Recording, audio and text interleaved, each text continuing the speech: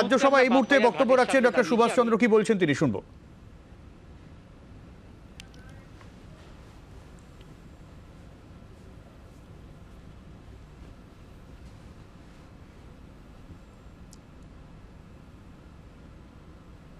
Shame for us, and the problem is that even after independence we did not bring back our ancient scientific knowledge of Ayurveda and other medicines, Indian medicines, back to its glory.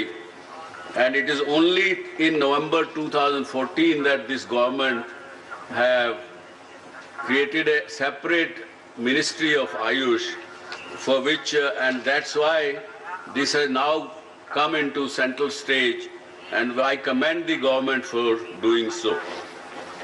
Chairman sir, just I will request, there are 5 suggestions I have for the Honorable Minister. One is to provide financial assistance to the farmers to grow more medical plants at large scale, ensure standards of the raw material before it is gone to the pharmaceutical industry for Ayurvedic medicine making. Good.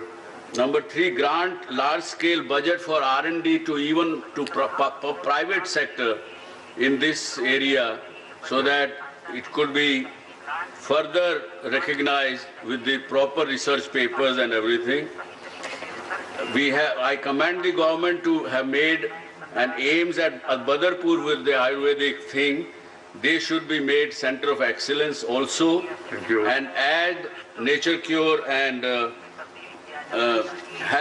yoga also part of the medicine. Sir, at the end, I would say that we should make this as a national mission, so that we can not only save billions of dollars out of the Western allopathic medicine, but also it will add substantial income to our Indian economy. Thank you. Thank you very much, you sir. Shri Vinay Viswam, brief. Brief, please. Sir. এলএসিতে লাগাতার উস্কানি, লাদাখের প্যাংগংয়ে বারবার অনুপ্রবেশের চেষ্টা চীনের। 29 August থেকে 8ই September দফায় দফায় প্রতিরোধ, 11 দিনে 4 বার গুলি। জ্যোতির্ময় রয়েছেন আমাদের সঙ্গে এই মুহূর্তে টেলিফোনে, বিস্তারিত জানবো। জ্যোতির্ময়, দেখো, রাজনাথ সিং ডিফেন্স মিনিস্টার এবং এস জয়শঙ্কর তারা বারবার ধরে, বিদেশ মন্ত্রী তারা বারবার ধরে একটা কথা বলছেন, চীনের সঙ্গে 2 দফায় 2জন মন্ত্রী আলোচনা করেছেন এবং একটা কথাই বলা হচ্ছে যে 93 এবং 96 সালের 2 দেশের মধ্যে লাইন অফ অ্যাকচুয়াল কন্ট্রোলে 2 দেশের সেনাবাহিনী কি ধরনের আচরণ করবে, কিভাবে টহল দেবে, যে চুক্তি হয়েছিল সেই চুক্তিকে দুপক্ষেরই মেনে চলা উচিত।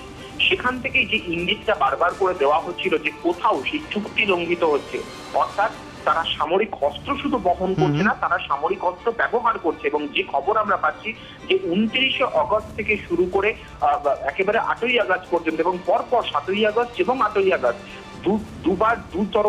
দুবারই চীনের তরফ থেকে পিপলস লিবারেশন আর্মি তারা গুলি চালিয়েছে। এবং এই গুলি তখনই চালানো হয় যখন ভারতীয় সেনাবাহিনী তারা সেখানে বেশ কিছু হাইটসে নিজেদের কর্তৃত্ব কায়েম করছিল। ভারতীয় সেনাবাহিনীর মুভমেন্ট যে সময় হচ্ছিল, ঠিক সেই সময় তারা গুলি চালায় ভারতীয় সেনাবাহিনীকে পিছু হটানোর জন্য, কিন্তু কোনোভাবেই ভারতীয় সেনাবাহিনী তারা পিছু হটেনি। এবং এই জায়গা থেকেই স্পষ্ট যে এই মুহূর্তে পিপলস লিবারেশন আর্মি তারা অত্যন্ত বেপরোয়া।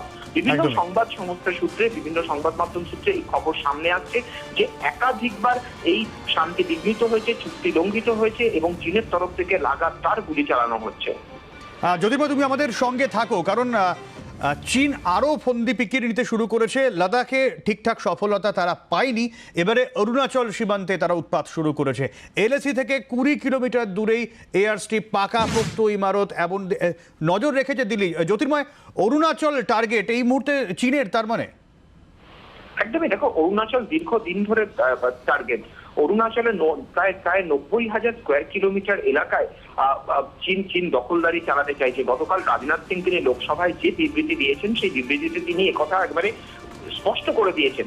এবং অরুণাচল প্রদেশ নিয়ে চীনের সঙ্গে আমাদের সংঘাত দীর্ঘদিনের, 63 যুদ্ধ থেকে শুরু করে 62 যুদ্ধ থেকে শুরু করে লাগাতার এই সংঘাত রয়েছে। এবং নতুন করে যেটা এই মুহূর্তে স্ট্র্যাটেজি, যে সীমান্ত এলাকাতে নতুন নতুন জায়গায় ভারতের সঙ্গে সমস্যা সৃষ্টি করা। কূটনীতিকদের যে ব্যাখ্যা বা অবস্থান তা হলো যে যেহেতু করোনা পরবর্তী পরিস্থিতিতে চীনের আর্থিক অবস্থা বেশ কিছুটা নিম্নমুখী এবং আন্তর্জাতিক সম্পর্ক একাধিক দেশের সঙ্গে ক্রমশ ধীরে ধীরে পড়ছে, সেক্ষেত্রে দাঁড়িয়ে ভারতও চীন বিরোধী একটি অবস্থান নিয়েছে এবং বিশেষত ভারতের কাছে চীন এই মুহূর্তে সেকেন্ড ট্রেডিং পার্টনার। যখনই আত্মনির্ভর ভারতের প্রকল্প ঘোষিত হয়েছে ঠিক সেই সময় থেকেই প্রমাদ গুনতে শুরু করেছে চীন এবং তারপর থেকেই নতুন নতুন জায়গাতে তারা সমস্যা তৈরির চেষ্টা করেছে এবং যার মধ্যে একটা বড় অংশ লাদাখ, যার মধ্যে একটা বড় অংশ অরুণাচল প্রদেশ। আমরা এর আগেও আমরা দেখেছি যে অরুণাচল প্রদেশে চীনের সেনারা ঢোকার চেষ্টা করেছে এবং আবারও তারা এয়ার স্ট্রিপ তৈরি করার চেষ্টা করছে, অর্থাৎ কোথাও একটা পার্মানেন্ট সমস্যা তৈরি করার বা মিলিটারি ওয়েতে পার্মানেন্ট ভারতের ওপরে প্রেশার তৈরি করে রাখার একটা চেষ্টা চীনের তরফ থেকে করা হচ্ছে এবং সেই কারণেই তারা সামরিক ঘাঁটি তৈরি করার চেষ্টা করছে একেবারে ভারত সীমান্ত বরাবর। এটা অত্যন্ত গুরুত্বপূর্ণ বলে এই মুহূর্তে কূটনীতিকরা এবং ডিফেন্স বিশেষজ্ঞরা মনে করছেন। অনেক ধন্যবাদ জ্যোতির্ময়।